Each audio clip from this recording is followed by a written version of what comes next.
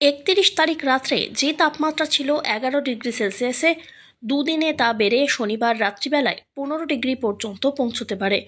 আবহাওয়া দপ্তর অবশ্য আগেই জানিয়েছিল রাতের পারদ বাড়বে।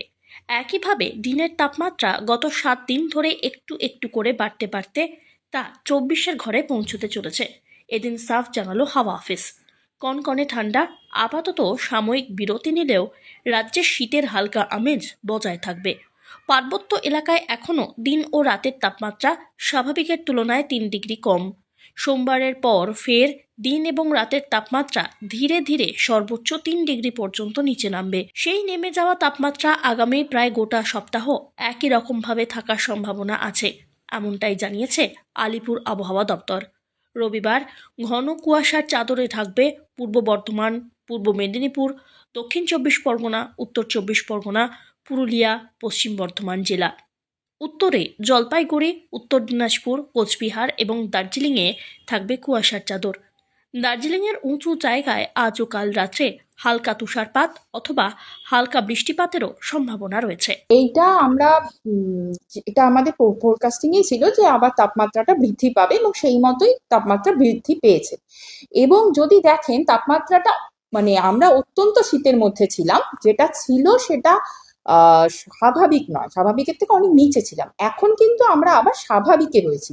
তার মানে এখন বলা যায় না যে আমরা গরম অন্য বছরের তুলনায় বেশি গরমে রয়েছি। আমরা একেবারেই যে জানুয়ারি প্রথম সপ্তাহে যেরকম স্বাভাবিক তাপমাত্রা, আমরা আবার কলকাতা বা দক্ষিণবঙ্গের বা উত্তরবঙ্গের ক্ষেত্রেও যদি বিভিন্ন স্টেশনগুলো দেখেন তাহলে দেখবেন আজকের তাপমাত্রা কিছু কিছু স্টেশনে নর্মালি রয়েছে এবং কিছু কিছু স্টেশনে বিলো নর্মালও রয়েছে। বিলো নর্মাল বলতে 3 ডিগ্রির থেকে বেশি কম সেখানকার তাপমাত্রা, যা স্বাভাবিক তাপমাত্রা তার তুলনায় 3 ডিগ্রি না, 1.5 ডিগ্রির থেকে বেশি কম।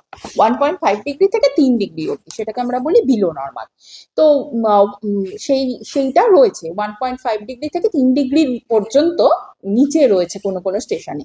তার মানে আমরা মোটামুটি শীতের একটা আমেজের মধ্যেই কিন্তু রয়েছি, স্বাভাবিক যে শীত সেটা কিন্তু যতটা ছিল ততটা নেই। তো সেটা আমাদের প্রেডিকশনই ছিল এবং পরবর্তী প্রেডিকশন যেটা দেওয়া হয়েছে সেটা হলো আগামী 24 ঘন্টা আমরা এরকমই, যেরকম তাপমাত্রা রয়েছে এই মুহূর্তে এরকমই, সেরকম কোনো পরিবর্তন হবে না দুই বঙ্গেই। কিন্তু তার পরবর্তী 3 দিনে আবার তাপমাত্রাটা ধীরে ধীরে হ্রাস করবে এবং দক্ষিণবঙ্গের ক্ষেত্রে এই পরিবর্তন হবে 2 থেকে 3 ডিগ্রি, 2 থেকে 3 ডিগ্রি তাপমাত্রা আরো কমে যাবে। আর উত্তরবঙ্গের ক্ষেত্রে সেটা মোটামুটি 2 ডিগ্রির কাছাকাছি ফল করবে।